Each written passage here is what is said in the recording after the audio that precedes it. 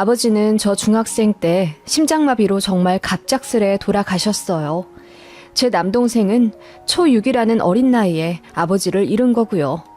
저희 남매도 남매지만 엄마가 정말 고생 많이 하셨습니다.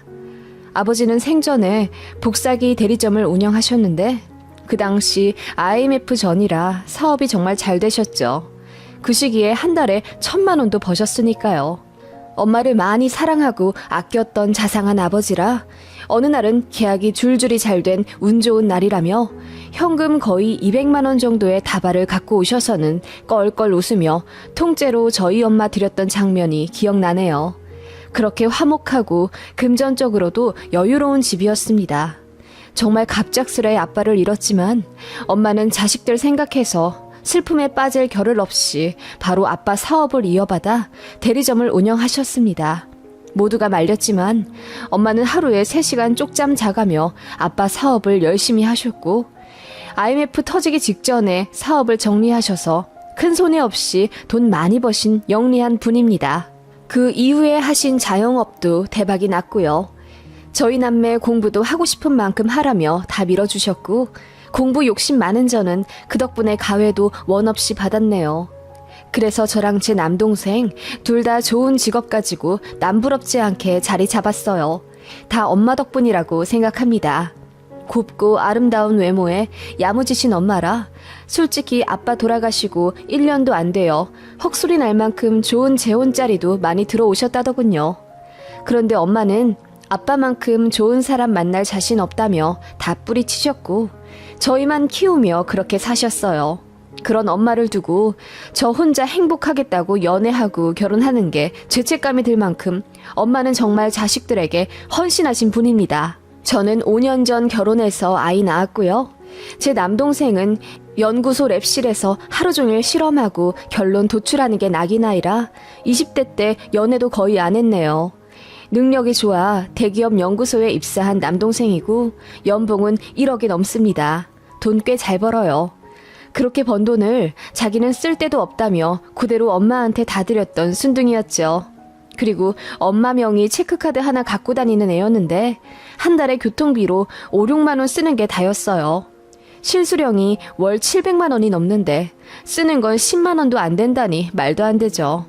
식사는 전부 구내 식당에서 하고 친구들 만나도 한강에서 따릉이 빌려 자전거 타고 커피 마시다 컵라면 먹고 일몰전에 들어오는 애예요.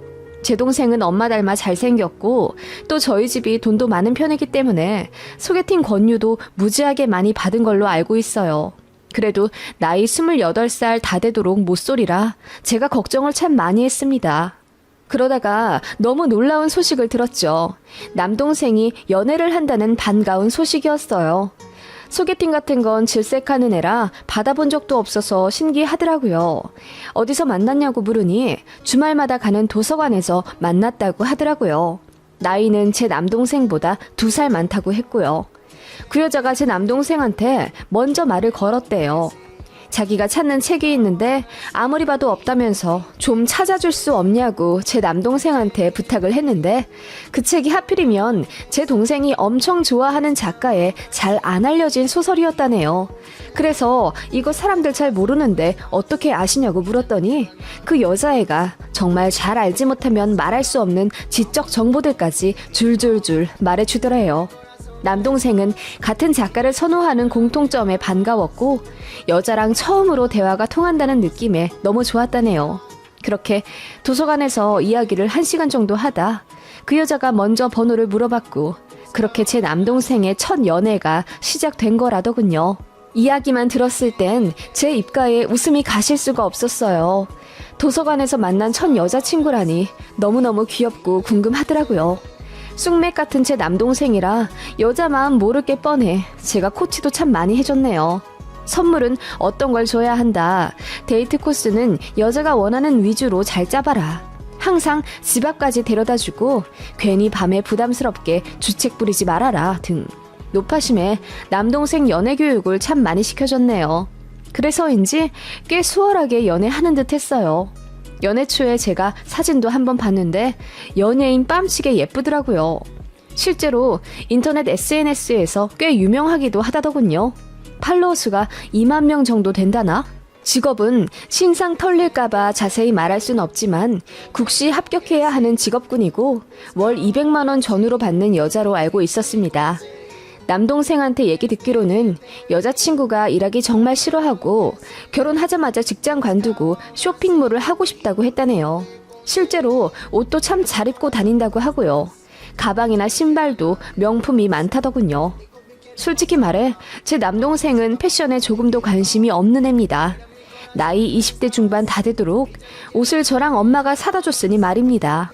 청바지나 면바지에 폴로 스웨터를 교복처럼 입고 다니던 남동생이었는데 그 여자친구랑 잘 안 어울릴 것 같아서 남동생 연애 초반에 제가 옷도 한번 왕창 사다 줬네요. 그렇게 한 3개월 정도 남동생이 연애를 했을까? 제 남동생이 갑자기 차를 사야겠다고 엄마한테 차 좀 사달라 부탁했다더군요. 여자친구랑 연애하는데 차가 없어서 불편하다며 그동안 월급 다 드렸으니 1억짜리 차 하나만 뽑게 돈을 달라고 했대요. 1억짜리 차 크게 부담되지는 않죠. 남동생 능력도 있고 또 몇 년간 월급을 통째로 저희 엄마한테 드렸으니 금액이 문제가 되는 건 아닌데 느닷없이 외제차를 사겠다는 남동생이 조금 낯설게 느껴졌어요. 그래서 제가 남동생한테 물어봤죠. 진영아, 그래 차를 살 만한 시기인 건 맞는데 처음부터 외제차는 좀 그렇지 않니? 너 면허는 있어도 아직 장롱이잖아. 차라리 처음엔 국산차 튼튼한 걸로 사고 운전이 많이 익으면 그때 네가 원하는 차로 바꾸는 건 어때? 안 돼. 주아가 꼭 BMW로 사라고 했어. 그거 안 사면 나랑 헤어지겠다고. 뭐라고? BMW 아니면 너랑 헤어진다고? 아, 그런 말이 어딨어. 걔가 나 만나면서 맨날 택시 아니면 버스 타고 다니는 거 힘들대. 힘들어서 사랑이 식는데. 그래서 내가 꼭 차를 몰았으면 좋겠대. 아, 근데 왜 하필 BMW야? 다른 차들도 많은데. 나중에 나랑 결혼하면 같이 끌어야 한다면서 자기가 원하는 걸로 사래. 그 말도 맞지. 뭐? 결혼? 너희 벌써 결혼까지 이야기한 거야? 그 말에 남동생이 수줍게 웃더니 자기 첫 여자라면서 꼭 결혼해야 한다고 하더군요. 그리고 그 여자 아니면 결혼할 생각도 없다면서요. 저는 너무 혼란스럽더라고요. 1억짜리 외제차를 사라고 종용하는 여자친구라니. 그리고 그 말에 홀랑 넘어가 정신 못 차리고 해벌쭉하는 제 남동생도 참 낯설었고요. 그렇게 남동생은 결국 1억짜리 외제차를 샀습니다. 그리고 카드값도 어마어마하게 나오기 시작했죠. 일전에 제 동생이 엄마 체크카드를 썼다고 했잖아요. 연애하면 돈 쓸 일 많아질 거라 생각을 해서 저희 엄마가 엄마 명의로 신용카드를 하나 만들어 주셨습니다. 그런데 연애 초반에는 많이 나가봤자 100만 원 언저리더니 어느 순간부터 급속도로 늘어나 카드값이 5, 600만 원씩 나간다고 하더라고요. 이 정도는 너무 심하다는 생각에 저랑 엄마가 잔소리를 좀 했습니다. 아무리 연애를 한다고 해도 이렇게 많이 쓰는 건 너무하다고요. 그랬더니 남동생이 우물쭈물 하더니 여자친구가 원하는 게 많아서 사주느라 그랬다는 거예요. 뭘 그렇게 많이 사달라고 하냐니까 명품 백이랑 명품 주얼리 같은 걸 그렇게 좋아한대요. 그리고 덧붙여 말하길 이런 명품은 시간이 지날수록 가격이 오르는 거라 나중에 결혼하면 다 자산이 될 거라며 남동생 보고 현명하게 생각하는 게 좋을 거라고 했다네요. 그리고 뻑하면 호텔 다니고 비싼 파인 다이닝 음식점에 가고 그러나 보더라고요. 거기서 사진도 왕창 찍어 SNS에 올린다고 했고요. 툭하면 어차피 자기랑 결혼할 건데 뭐가 그렇게 아깝냐는 식으로 가스라이팅 하는 것 같더라고요. 점점 그 여자친구가 마음에 안 들기 시작했어요. 저희 엄마도 걱정이 많으셨죠. 그래서 남동생 붙잡고 단호하게 말해줬습니다. 여자랑 연애하는 건 좋긴 한데 그렇게 끌려다닐 필요는 없는 거라고요.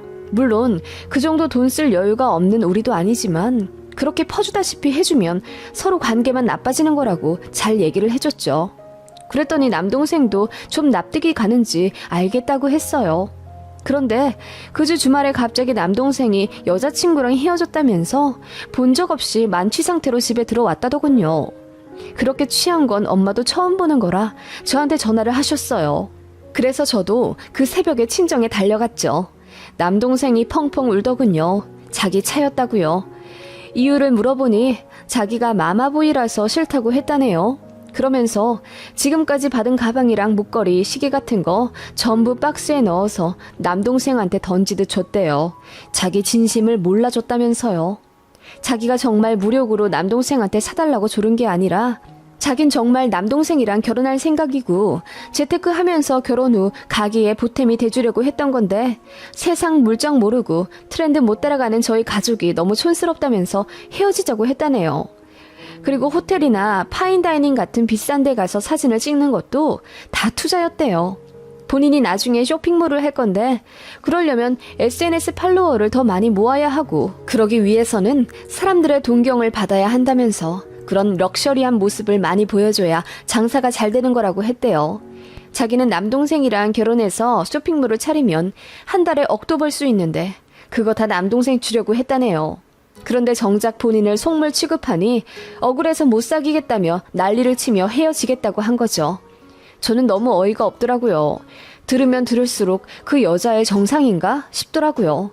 그런데 제 남동생은 그 여자친구 말이 다 맞는 것 같다면서 본인이 어리석고 세련되지 못해서 차인 거라고 울더라고요.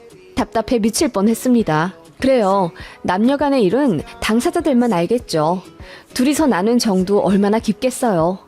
남동생이 정신 못 차릴 만큼 그 여자친구가 예쁘고 상냥하니까 더 헤어나오지 못하겠죠. 그렇게 남동생은 폐인이 됐어요. 그러다가 결정적 한 방에 남동생이 KO 당하더라고요. 이별 통보하고 며칠 지나지 않아 남동생의 연구실로 퀵이 왔더래요.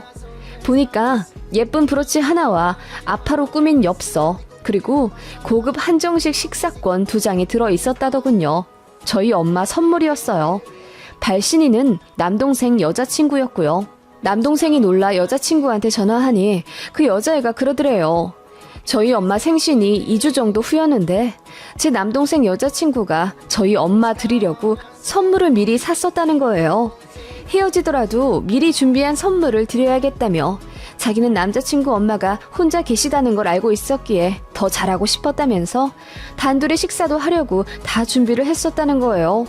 그러면서 덧붙이길 그동안 부족한 나 때문에 어머니랑 누나가 걱정 많이 하셨지? 이제라도 네가 효도해. 그동안 나 때문에 속 많이 썩여드린 것 같은데 죄송하다고 전해드려줘. 나 같은 여자 말고 더 착하고 좋은 여자 만나서 행복해. 라고 했다는데 그 말에 제 남동생 영혼까지 다 넘어가 버린 거죠. 그날 오열하면서 재회했고 제 남동생은 결혼을 결심하게 된 겁니다. 그렇게 만난 지 1년도 안 되어 결혼을 추진하게 된 거예요. 쓰다 보니 또 혈압이 오르네요. 아무튼 제 예비 올케가 된 그 여자애는 본격적으로 결혼을 준비하겠다며 저희 집에도 인사 오고 그랬어요. 저희 집 인사 올 때는 위아래 까만색 정장으로 소박하고 단정하게 하고 왔더라고요. 원래는 명품 실갑을 하는 앤데 눈밖에 나고 싶지 않다면서요. 그리고 진짜 어찌나 살갑게 잘하는지 저희 집 인사 오던 날 설거지까지 자처해서 열심히 하더라고요. 저랑 엄마가 그렇게 말렸는데도 한사코 자기가 해야 한다며 팔 걷어붙이고 고무장갑도 안 끼고 설거지하다가 그릇을 놓쳐서 깨뜨리는 바람에 결국 피를 봤어요. 그 모습에 남동생이 기겁을 하면서 그러게 왜 설거지를 해? 자기는 손님이라니까. 라고 하니 내가 잘해야지. 안 그래도 밉보였는데 어머님이랑 형님께 점수 따고 싶어. 라고 하며 그렁그렁한 눈으로 남동생을 보더라고요. 진짜 황당할 것 같더라고요. 저랑 엄마가 보기엔 여우짓인데 남동생은 그냥 껌뻑 죽어서 아무것도 안 보이는 것 같았어요. 엄마는 너무 속이 탔지만 제 남동생이 좋다고